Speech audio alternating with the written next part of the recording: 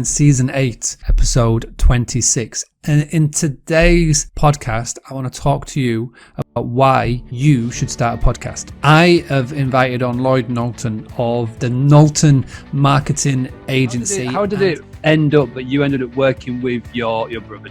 6 years ago now, Dan actually decided, so he did a marketing degree, did a couple of jobs that he hated for a while, and then decided he wanted to give it a go on his own. I was in a job. What was the idea of creating the podcast? Like, who had the first conversation? Like, what was the idea behind it, sort of, and then from the idea to implementation, like, what was that sort of process looking like? Definitely came from me. I'm very much the creative in my business. We'll plan it and structure it so easy and relaxed, because we know what we're doing, that it looks like it's completely unstructured and not planned at all. That's kind of what we're aiming for.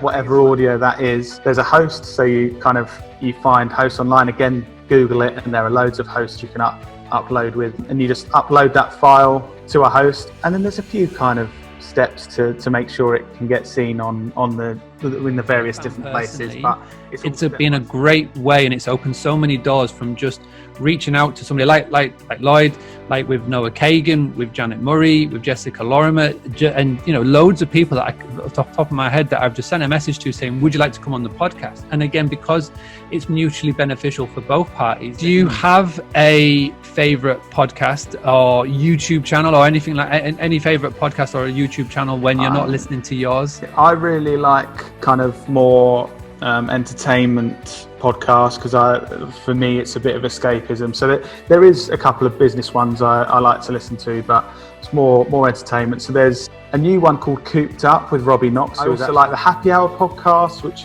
Jack Mate does, which is another YouTuber. But business wise, there's Diary of a CEO by Stephen Bartlett, and Dan was telling me to listen for months and months, and then actually, since I've had a bit more time and I can't go out and do anything, I've started listening to that. And that's for anybody listening, that they could take away and put into their own practice to boost their own direct bookings, whether it be social, email, video content, audio content. What would be that one piece of advice that you could pass on to anybody that is tuning in? Definitely for direct bookings, my one piece of advice would be start building up attention in the right places. So what are people and where are people searching for things where you could answer it in a blog or a podcast or a video? If anybody wants to go and find out more via social media, where's the best channel to get you on? Is it Instagram, LinkedIn, Facebook? LinkedIn would probably be the best. So Lloyd Knowlton or Dan Knowlton. My brother's probably more interesting on LinkedIn, but find me on there. And obviously the Business Anchors podcast is available on every good place you go and get your podcast. And so just basically type in Business Anchors into any of your platform of choice, whether you're Apple, Android, or any of those. So again, please do go check it out. It's my massive recommendation. I'm a big